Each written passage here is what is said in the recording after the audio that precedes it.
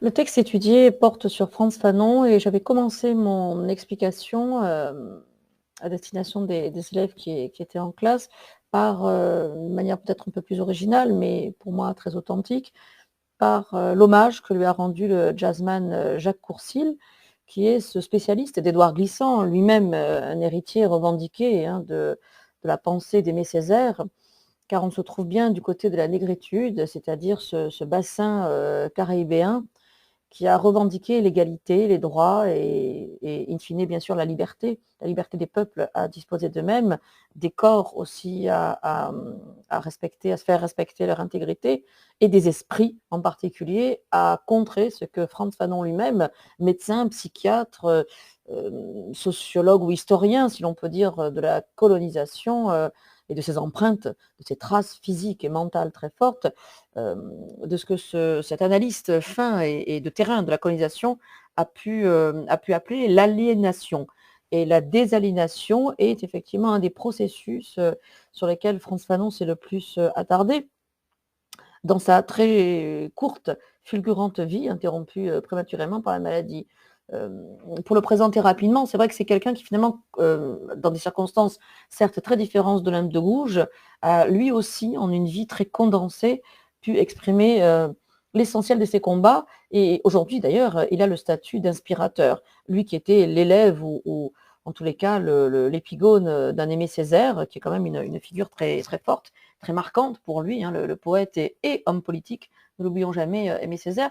Eh bien, Frantz Fanon, à son tour, ces dernières années en particulier, a été réhabilité, pas seulement en Martinique, et maintenant, il apparaît peut-être comme le Malcolm X ou le Rosa Parks français, francophone.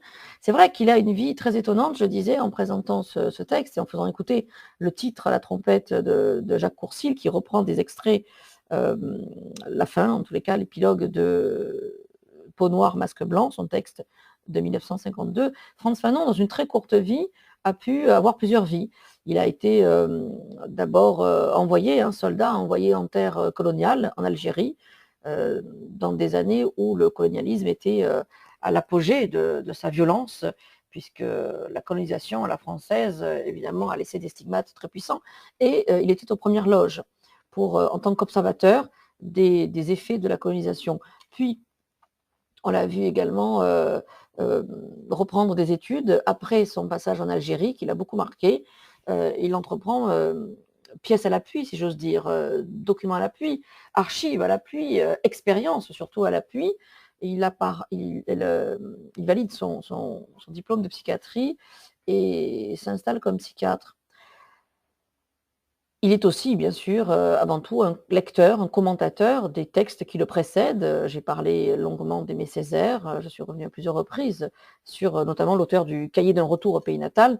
20 ans plus tôt, Aimé Césaire avait déjà marqué les esprits dans ce texte. Alors, c'est vrai qu'on est bouleversé de voir qu'aujourd'hui, quand on entend parler de la situation en Martinique et de l'extrême pauvreté, c'est vrai qu'on ne peut pas s'empêcher de penser, au prologue du cahier d'un retour au pays natal, mais pas seulement, hein, les armes miraculeuses. Sans doute aussi qu'il y a chez Fanon, je pense notamment à la violence parfois de ses textes, en tout cas à la clarté sans concession, et pourtant complexe. Mais c'est une pensée qui est très claire, alors même que la formulation est sophistiquée, parce que c'est un homme cultivé et qui a le souci de la pensée précise et juste et acérée, aiguisée comme un couteau. Hem, je reprends cette métaphore du couteau, hein, à laquelle il tient beaucoup. Frantz Fanon, a aussi, été inspiré donc par la poésie et la puissance, vocale. C'est vrai qu'il y a dans cette négritude, que ce soit Léon Gontran-Gamas, auquel je pensais, Césaire, hem, plus tard, Glissant, Chamoiseau et cetera ou bon Laferrière, enfin tous les héritiers, hein, évidemment de ces pères fondateurs de la négritude.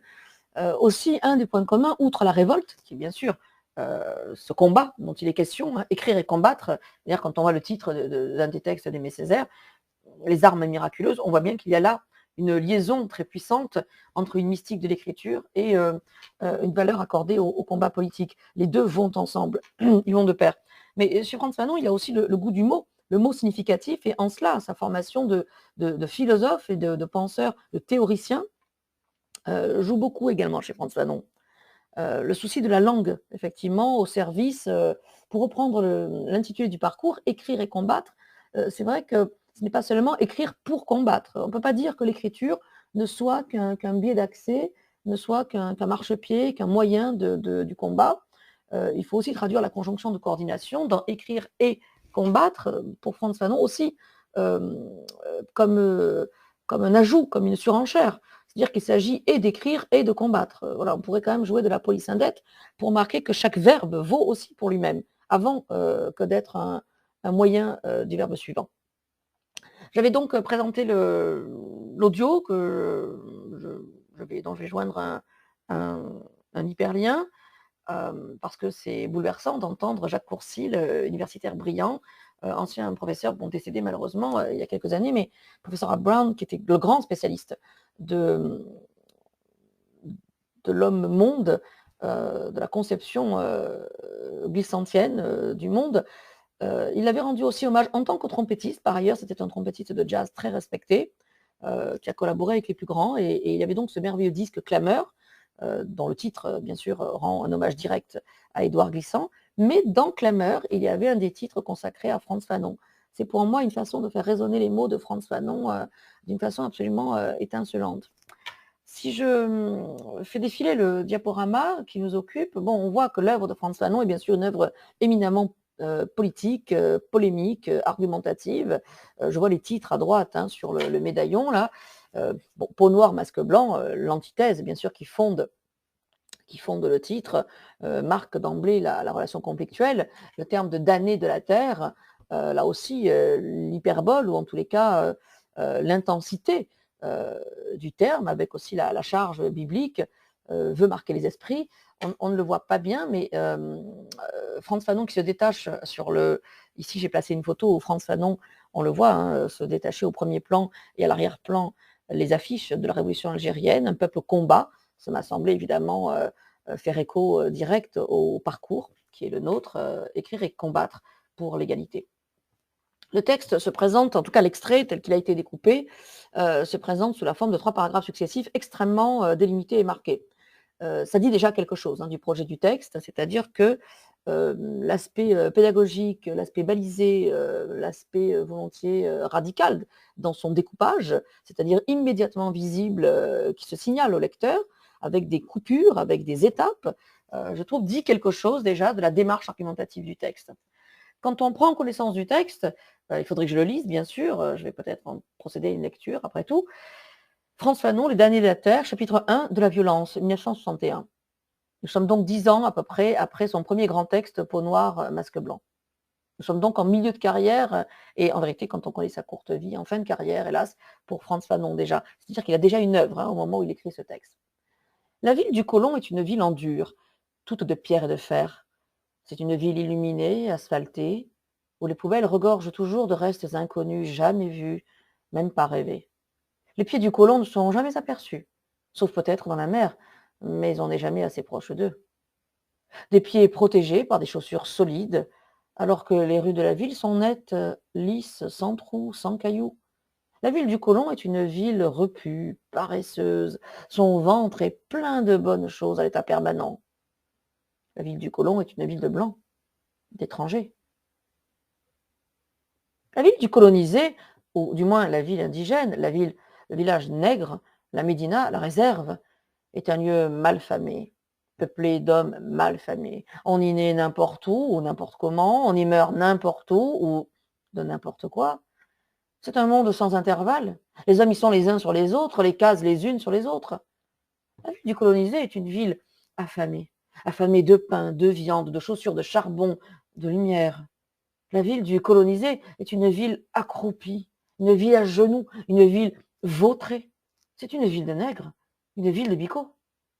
Le regard que le colonisé jette sur la ville du colon est un regard de luxure, un regard d'envie, rêve de possession. Tous les modes de possession. S'asseoir à la table du colon, coucher dans le lit du colon, avec sa femme si possible. Le colonisé est un envieux. Le colon ne l'ignore pas, qui, surprenant son regard à la dérive, constate amèrement, mais toujours sur le qui-vive, ils veulent prendre notre place. C'est vrai. Il n'y a pas un colonisé qui ne rêve au moins une fois par jour de s'installer à la place du colon. Ce monde compartimenté, ce monde coupé en deux, est habité par des espèces différentes.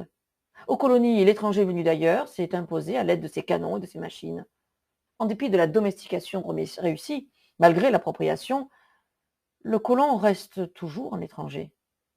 Ce ne sont ni les usines, ni les propriétés, ni le compte en banque qui caractérisent d'abord la classe dirigeante.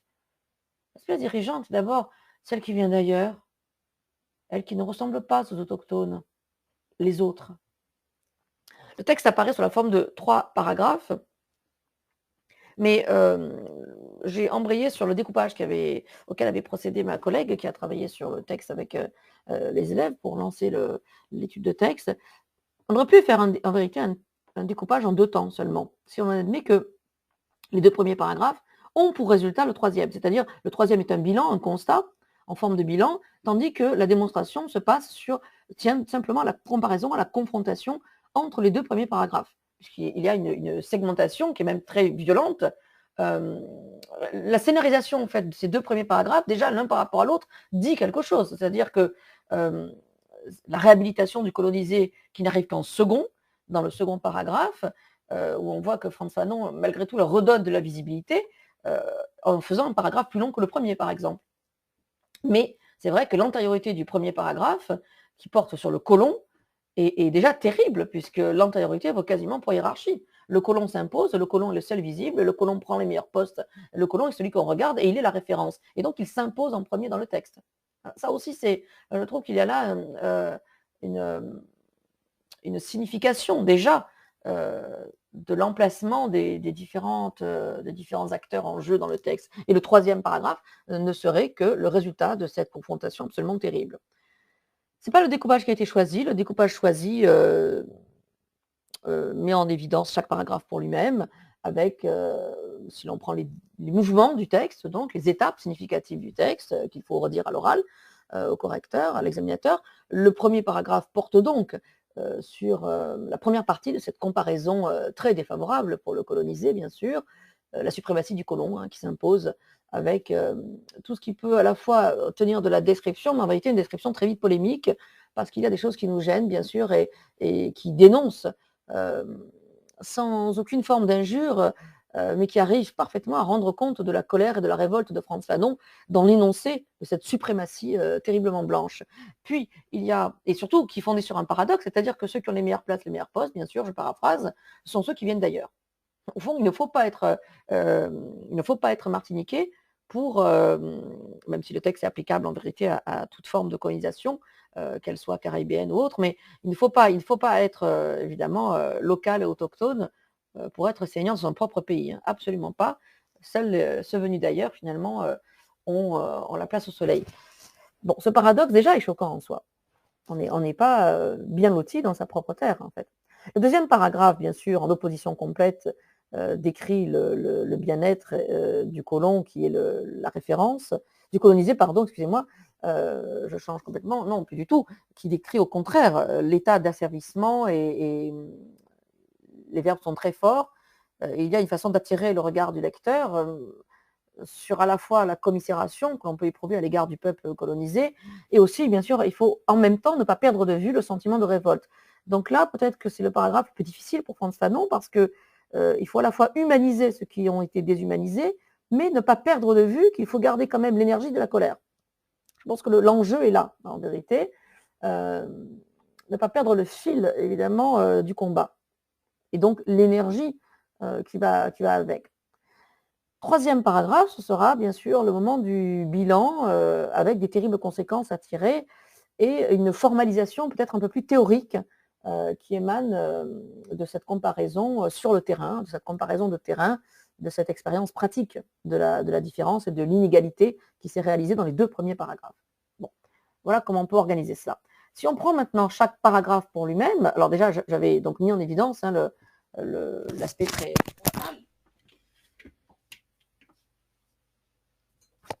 l'aspect, pour ne pas dire binaire, marqué, très dual en tous les cas, de cette confrontation des 2 premiers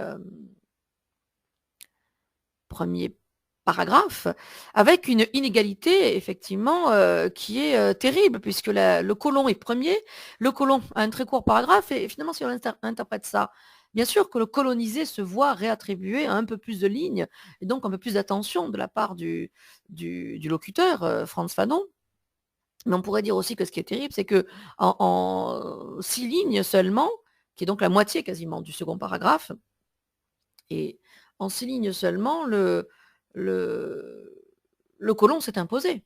C'est ça qui est terrible, c'est qu'en très peu de temps, en très peu de lignes dans le texte, il a la suprématie pour lui. C'est dire l'état de sa puissance. Bon, et c'est dire aussi l'inégalité finalement du combat. J'allais dire qu'avec une armée plus faible, finalement l'armée est plus forte. Voilà. Ce que le texte ne dit pas aussi, le découpage du texte que nous avons, j'y reviens une seconde, c'est qu'en vérité, il y a un effet de gradation dans le texte originel. Parce que le 3e paragraphe, le bilan et le moment de théorie, de théorisation, permet de tracer en vérité sur les 3 paragraphes successifs tels qu'ils sont dans le texte original, dans le texte publié, une véritable envolée. Bon, c'est pas du tout ce qui ressort, puisqu'ici, comme on le remarque, il y a des crochets dans le 3e paragraphe à l'intérieur qui marquent au contraire une ellipse. Pour rester dans le cadre du baccalauréat, une vingtaine de lignes de prose continue, on a réduit en vérité le 3e paragraphe. Ce qui est dommage, puisque c'est à la fois nécessaire, rendu nécessaire par le format du baccalauréat à l'oral, mais il faut quand même préciser par honnêteté intellectuelle que ça gomme, hélas, un des aspects de commentaire qui aurait été sur le texte original intéressant, c'est-à-dire une montée en puissance, évidemment, de la pensée, qui vient comme abattre l'apparente hiérarchie qui s'était dessinée au départ. Au fond, la pensée triomphe sur la fatalité apparente de la hiérarchisation et de l'inégalité entre les hommes. Bon, c'est pas ce qu'on a. Nous, on a en vérité l'impression d'un crescendo et de décrescendo avec le dernier paragraphe. Bon, je reviens donc au découpage que nous avons finalement arrêté, mais vous voyez que ce découpage devait être commenté déjà et n'allait pas de soi. 2 paragraphes qui s'opposent et qui forment peut-être une étape cohérente, et un 3e paragraphe. Je cible maintenant sur le 1er paragraphe, qui est donc le 1er temps fort de notre explication, avec cette description qui très vite va virer bien sûr au discours polémique. La ville du colon est une ville en dur, toute pierre et de fer, c'est une ville illuminée. Bon, dans la première remarque de notre explication linéaire, c'est la répétition de ville. C'est-à-dire que la civilisation qui arrive en anaphore, la ville du colon, c'est une ville illuminée, la ville du colon, la ville du colon. On est frappé de voir qu'à tous les carrefours de ce 1er paragraphe, il y a rappel de la civilisation dont la marque est évidemment l'organisation urbaine. 2e chose, ce qui va de pair, c'est évidemment, le colon qui arrive à plusieurs reprises, qui est le complément du nom bien sûr de ville, dans la première occurrence, la ville du colon, mais qui revient bien sûr dans l'avant-dernière phrase et dans la dernière phrase, de ce paragraphe, et même, de part et d'autre, hein, de la dernière phrase, la ville du colon, une ville de blanc. C'est-à-dire qu'il y a des effets aussi de redondance. Les colons sont partout. Ils ont littéralement colonisé aussi bien la terre martiniquaise que, dont il est question, que le paragraphe lui-même. Et les colons arrivent non seulement lorsqu'ils sont nommés en tant que tels, c'est-à-dire le terme transparent, colon pour dire colon, mais aussi les pieds, qui sont donc la synecdoque qui se rattache au colon, qui sont en vérité les pieds du colon. C'est sous-entendu naturellement, mais on comprend que ça se rattache au colon. Les chaussures des pieds des colons, en vérité tout ça relève de leur propre corps toujours. Euh, et les blancs, les étrangers, sont aussi des périphrases pour désigner les colons. C'est-à-dire qu'à au moins une demi-douzaine de reprises, le colon a, comme je disais, envahi en vérité le 1er paragraphe sous toutes ses formes, y compris avec des substituts du discours. On pourrait même aller plus loin et se dire que ce colon qui arrive en tant que colon nommé, explicitement nommé, en tant que périphrase, en tant que synecdoque, sous la forme de synecdoque, arrive aussi même sous la forme de suggestion sonore. Parce que le colon qui débute évidemment avec le K, avec la consonne, après tout, revient aussi dans les cailloux, par exemple, que l'on trouve à la presque fin du paragraphe. C'est-à-dire que on pourrait voir se dessiner aussi des rappels sonores de ce colon. Bref, on ne peut jamais finalement l'éviter. 2e chose, il y a ce qui caractérise le colon dans ce 1er paragraphe, c'est également, je disais la civilisation. avec toujours ce surplus, cette surenchère, alors que l'on trouve très fréquemment les détails de la matière, par exemple, pierre et de fer, ou illuminé, asphalté. On a très fréquemment des reprises, hein, sans trou, sans cailloux, repu, paresseuse, blanc, étranger. On a systématiquement, à au moins 4-5 reprises, la reprise d'un terme précédent avec surenchère. Ce qui matérialise la quantité. Le colon incarne la profusion, il incarne l'avoir, il incarne la possession. Donc, y compris dans l'adjectivation ou dans les énumérations, on ne lésine pas finalement sur les moyens de la description et les moyens du détail. Ça aussi, ça doit nous choquer parce que ça fera évidemment un contraste terrible. En tout cas, Fanon prépare ce qui va faire contraste à partir du second paragraphe, qui va se définir par rapport à ce premier paragraphe fondateur référence. Bien sûr, il faut quand même commenter aussi que, outre cette omniprésence du colon, plus ou moins suggérée, plus ou moins littérale, outre cette omniprésence récurrente, écrasante de la ville, une demi-douzaine de fois, par les occurrences des termes, hein, par les répétitions, outre le fait que cette ville apparaît triomphante parce qu'elle est sujet quand même systématiquement. La ville du colon est, c'est toute une structure hein, qui est reprise dans l'anaphore, et c'est une structure finalement qui s'impose par ce présent de description, sujet, verbe, attribut, sujet, verbe, attribut. Il y a une sorte d'évidence qui confère de la force aussi à cette représentation de la ville du colon. Et dernière chose à remarquer, me semble-t-il, c'est que cette ville, c'est là que je crois qu'à deux niveaux, la critique quand même se dessine, hein, outre cette description déjà bien sûr significative, de ce trop-plein, de cette omniprésence. Il y a aussi deux choses quand même qui doivent nous choquer. D'abord, ceux qui ne sont pas les colons apparaissent déjà dans ce paragraphe sous la forme du pronom indéfini neutre, mais on n'est jamais assez proche d'eux, c'est-à-dire, sous-entendu, ceux qui ne sont pas les colons, c'est-à-dire les autres, c'est-à-dire les locaux, les autochtones. Mais c'est frappant de voir qu'eux, les colons sont répétés tout le temps, les autochtones n'ont quasiment pas d'existence, écrasés, minorés sous la forme du petit pronom indéfini neutre. Deuxième chose à remarquer également, c'est que la ville du colon, tellement grasse évidemment, apparaît comme un ventre se réduit, hein, évidemment petit à petit. Il y a la façon dont Fanon fait dériver la ville par allitération au ventre, avec la même évidemment la vélaire, hein, la consonne ici vélaire. C'est frappant de voir que les colons ont dérivé en cailloux et que la ville a dérivé en ventre. Il y a là un jeu sonore de détérioration qui semble déjà engager un peu la critique hein, et la dévaluation des colons. Peut-être pouvons-nous également commenter les négations, bien sûr, jamais vues, même pas rêvées, ne sont jamais aperçues, on n'est jamais assez proche d'eux. Sans trou, sans caillou, il y a diverses formes de la négation, qu'elles soient grammaticales, syntaxiques, ne sont jamais, hein, ne jamais, ou bien grammaticales, sans trou, sans caillou, avec la préposition à valeur privative.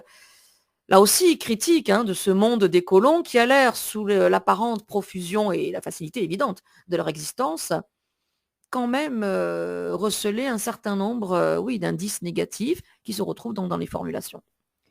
C'était le premier paragraphe qui donc subtilement fait dériver la critique de la description. La description ne reste pas longtemps une description, puisque tout est interprétable. Elle fait état, effectivement, de la suprématie ou de l'omniprésence des colons, mais déjà, bien sûr, insère quelques marques de dévalorisation. Le colon va être vite relayé au deuxième paragraphe par cette fois son antithèse, le colonisé. La structure apparente est la même au départ, la ville du colonisé, et donc on a bien sujet, verbe, attribut à partir de la ville de. On a le même noyau du groupe nominal en en-tête de paragraphe. C'est-à-dire qu'on est, et là on a une sorte de mimétisme, le deuxième paragraphe qui est le lieu des dominés, si l'on peut dire, si on parle en termes sociologiques bourdieusiens, reproduit le schéma des dominants. C'est-à-dire qu'on est condamné, d'une certaine façon, à être dépendant de la référence initiale, ce qui est déjà évidemment une forme d'aliénation au sens littéral du terme. On emprunte la formulation qui est rattachée à l'autre. Le premier enjeu pour Fanon est de donner de la place à ces autochtones qui ont été terriblement minorés. D'abord par l'énumération, mais qui est une place bien sûr très très ingrate, parce qu'il reprend d'abord, pour nous choquer, toute une série de dénominations qui sont gênantes, qui sont dérangeantes. Oui, il fait apparaître le colonisé, mais on a envie de dire dans quel état? avec quels dégâts. Parce que le colonisé a été très malmené. Et ça se retrouve évidemment. Parce que pour parler du colonisé, on a toutes ces déclinaisons indigènes, nègres, médina, dénominations qui sont peu favorables, qui sont quand même défavorables, dépréciatives. Je pense à l'adjectif nègre. Plus loin, on aura Bico, par exemple, une ville de nègres, donc il reprend le terme, hein, qui est choquant, une ville de Bico. À l'époque où parle Frantz Fanon, on n'est plus du tout avec Montesquieu. Le terme de nègre a véritablement pris une connotation raciste. Il n'y a plus de doute possible, le doute n'est plus permis. Donc employer le terme nègre et même le répéter, c'est insister évidemment sur l'humiliation qui est faite dans l'injure. Bico également, qui est un terme violemment raciste, qui apparaît en fin de phrase d'ailleurs à la ligne 15, pour mieux qu'on l'entende. Le but est que l'oreille entende bien l'insulte et l'injure raciste. Ce qui est aussi terrible dans ce deuxième paragraphe, c'est non seulement que donc l'image de l'homme noir est très malmenée, qu'elle est parfois même réduite à n'être qu'un pronom indéfini, on y revient, la ligne 10, on y naît n'importe comment, n'importe où, on y meurt, c'est-à-dire que l'homme noir n'a pas d'existence propre. L'homme noir est noyé dans une masse informe, à croire que ce texte est vu par les yeux finalement du blanc. C'est-à-dire que ce texte, malheureusement, adopte le regard d'évaluateur qui est celui du blanc, ce qui nous choque naturellement.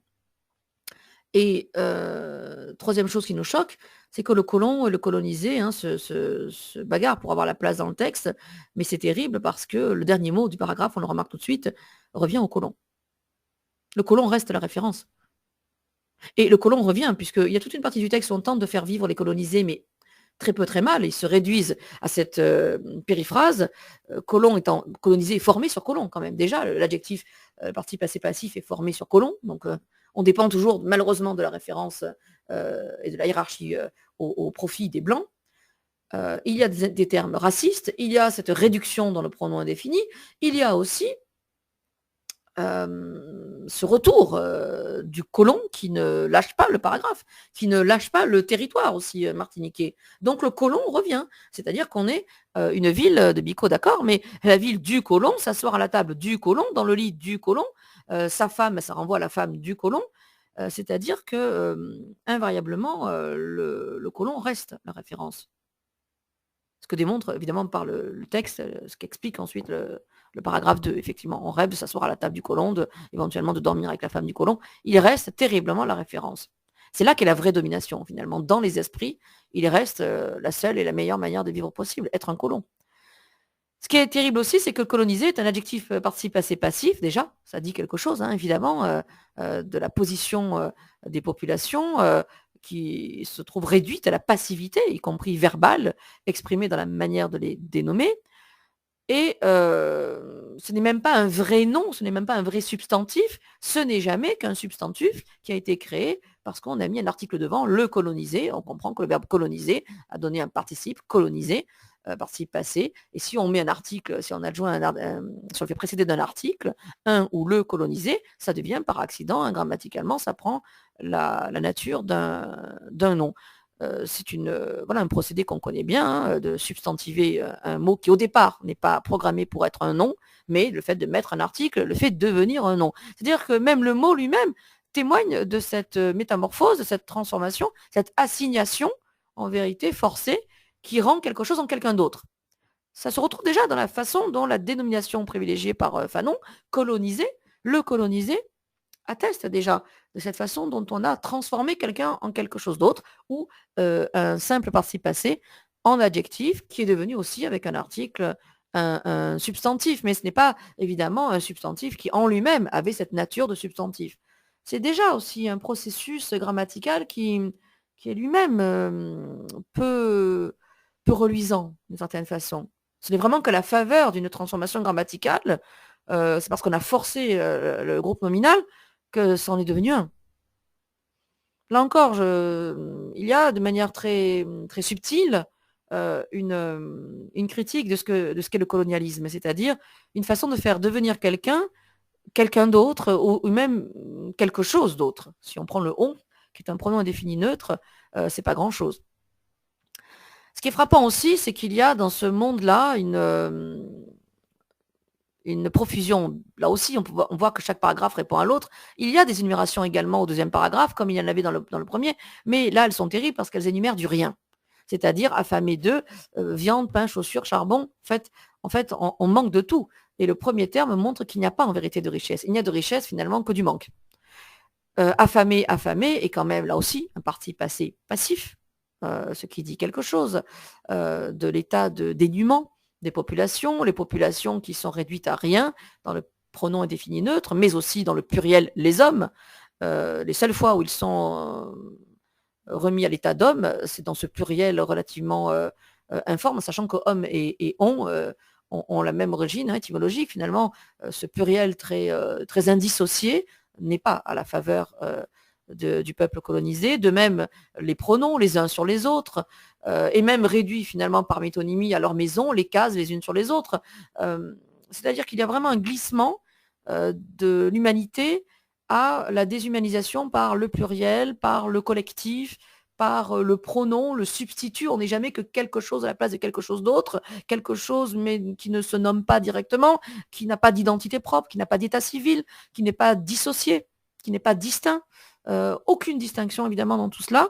Et les hommes colonisés se réduisent, et on le voit très vite, à des corps. Ce qui est très frappant aussi dans le milieu du texte, c'est que ce soit la ville qui est à genoux, la ville vautrée avec cette terrible consonance, allitération en V, mais donc on voit bien la ville qui se répand, qui se plie, et donc le V lui-même qui semble horizontaliser un peu le groupe nominal et se diluer dans le vautré qui arrive juste derrière. On voit bien que là, il y a une sorte d'écrasement des mots successifs, de lissage, si j'ose dire, des vocables. Mais je disais le corps, la ville accroupie, la ville à genoux, le regard, par synecdoque métonymie, ou même s'asseoir, coucher avec la femme du colon. C'est terrible de voir comme le colonisé, finalement, là aussi, a intégré sa condition. Il n'est plus un homme, il n'est plus un cerveau, il n'est plus un esprit, il n'est plus un homme qui rêve ou qui pense, ou qui interroge, comme dira Fanon dans un autre texte, comme disait Fanon dans un autre texte, il n'est qu'un corps. Et qui est exactement la façon dont le voit le colon. Un corps à tabasser, un corps à faire travailler, un corps à humilier, un corps à affamer. Et finalement, le texte démontre par la grammaire, par le style, tout ce qu'on fait au corps des gens qu'on a servis. Ce qui est, je disais, pas de rêve. Alors oui, il y a un seul moment du texte où il y a un rêve. Et ce qui est terrible, c'est que c'est la phrase la plus courte du texte. Des rêves de possession. C'est-à-dire que les rêves n'ont pas véritablement de vie. Il n'y a pas de verbe, c'est une phrase verbale. Tout ce qui échappe au corps, ce moment effectivement un peu onirique, ou en tout cas de projection, ce moment mental, d'échappée mentale, en fait, n'a même pas d'épanouissement dans la phrase au plan grammatical, des rêves de possession, point. C'est le degré et l'état de la phrase la plus simple, la phrase averbale nominale. C'est dire la petitesse, l'étroitesse de ces rêves, aussi étroits que le groupe nominal, et surtout que la phrase, qui se résume à n'être qu'un groupe nominal.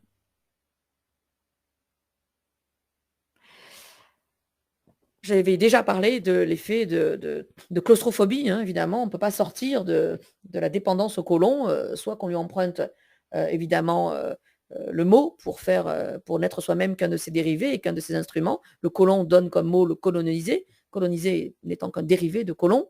Et à la fin du texte, on retrouve le colon. Décidément, on ne peut pas sortir de ce schéma colonial, de cette référence coloniale. Terrible démonstration, par l'exemple, des faibles moyens des dominés par rapport aux dominants. Là, l'inégalité, pour reprendre un terme de notre parcours sur Olympe de Gouges, l'inégalité est terrible. Et elle est notamment intensifiée, bien sûr, par quelques tournures hyperboliques qui marquent la puissance de cette domination. Non seulement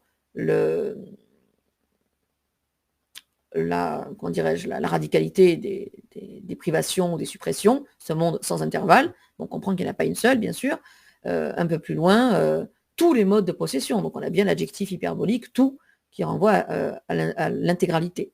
Il n'y a en fait, et enfin, la négation totale, il n'y a pas un colonisé qui ne rêve, là aussi, l'invalidation finale est terrible de radicalité.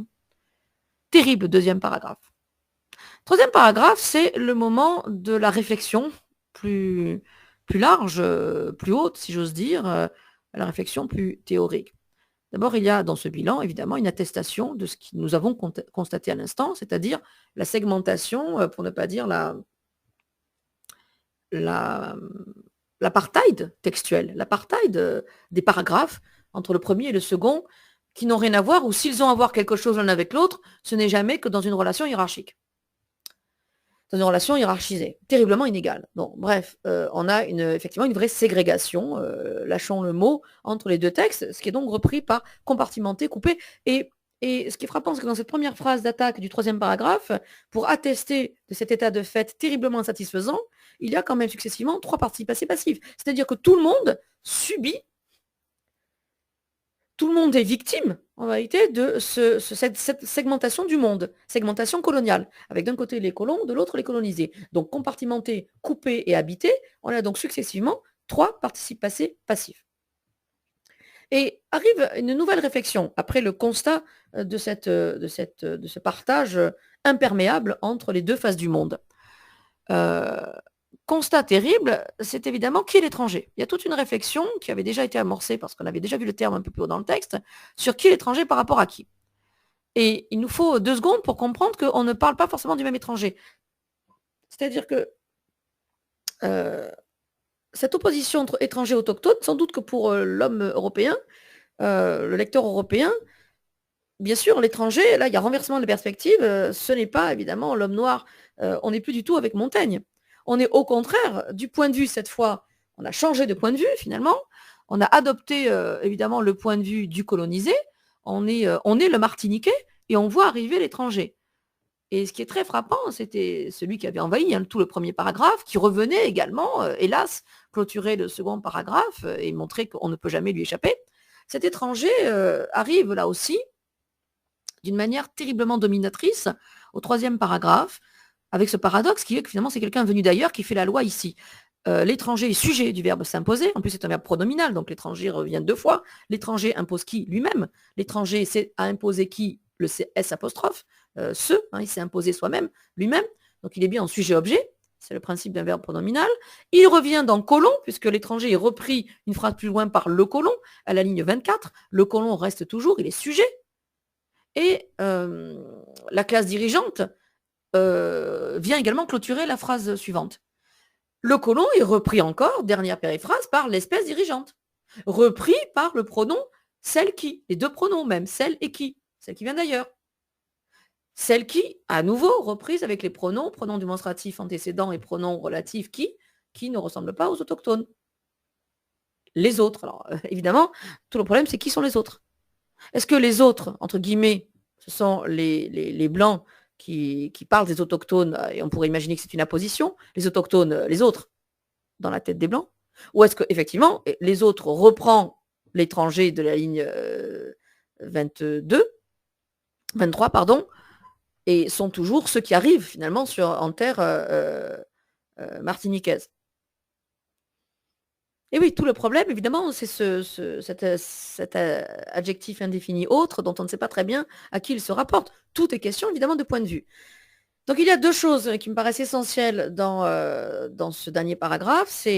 3 choses. C'est d'une part d'attester tout ce qu'on a à perdre dans cette segmentation du monde, et c'est concrétisé par les tournures passives qui sont défavorables au texte, qui clouent le texte au sol.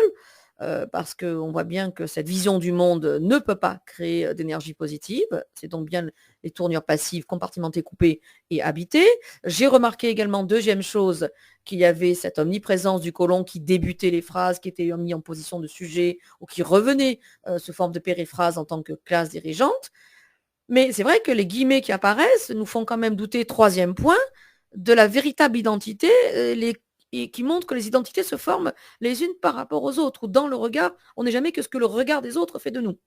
Donc la classe dirigeante, c'est sans doute une autodéfinition, elle se pense elle-même comme classe dirigeante, et les autres, là aussi guillemets, qui interrogent sur la véritable source du regard, qui les qualifie de autres, qui qualifie qui de autres, on n'est jamais que les autres voient de nous.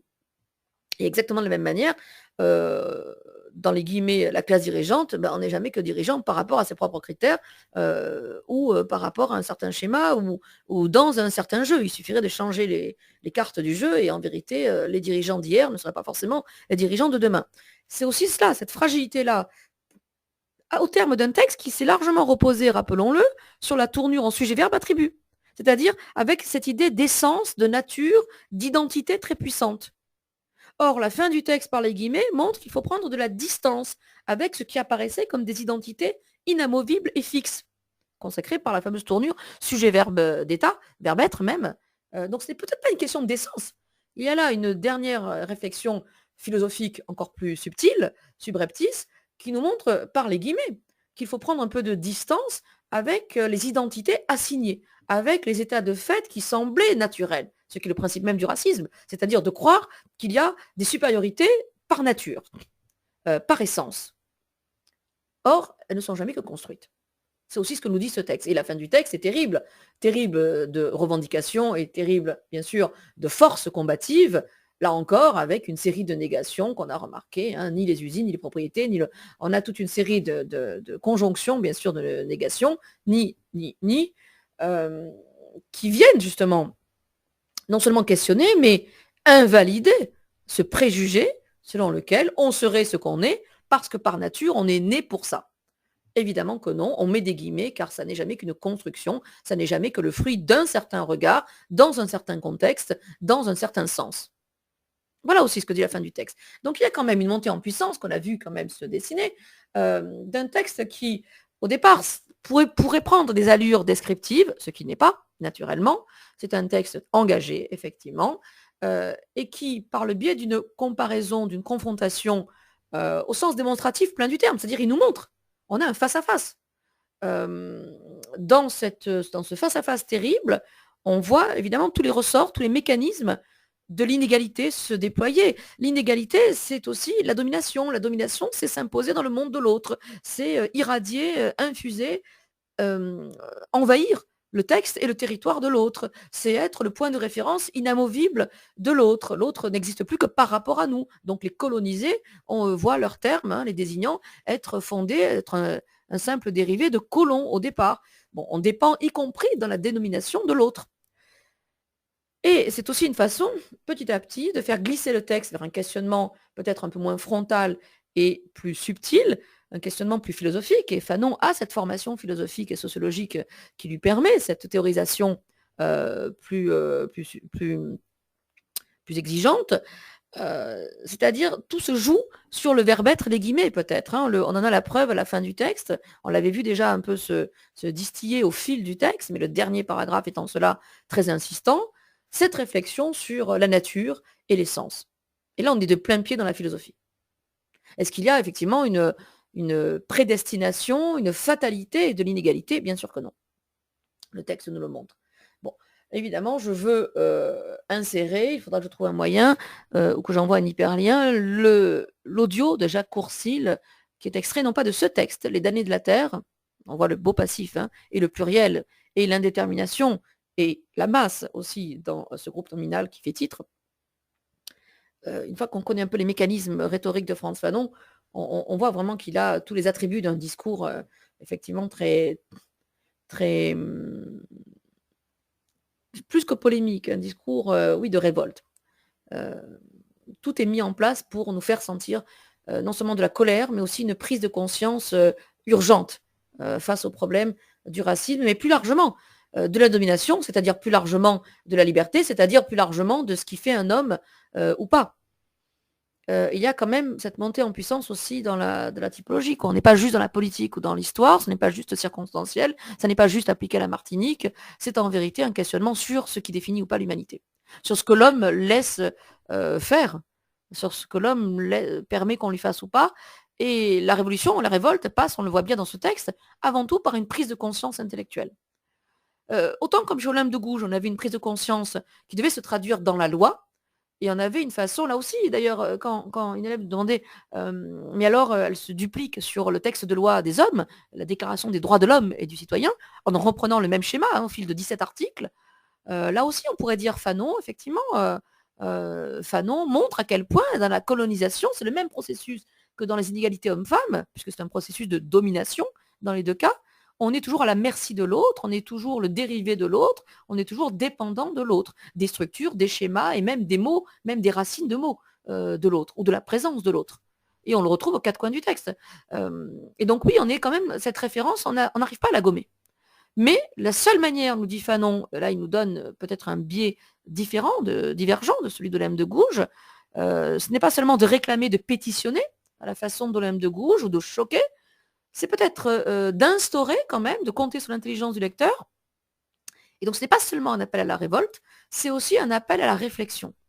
C'est-à-dire autant comme il y a le temps rapide, vif, et donc la vivacité du texte va avec, les mots choquants servent ce premier projet-là, c'est-à-dire choquer les gens pour évidemment ouvrir les yeux, les oreilles, mobiliser les foules. Mais il y a un deuxième temps qui est celui de la réflexion. On peut se permettre d'être plus subtil dans le temps long et donc de revenir, par exemple, sur les premiers indices du texte, de relire, de remarquer qu'il y a des structures grammaticales qui engagent des réflexions philosophiques plus amples sur l'identité, l'essence, l'humanité, la liberté.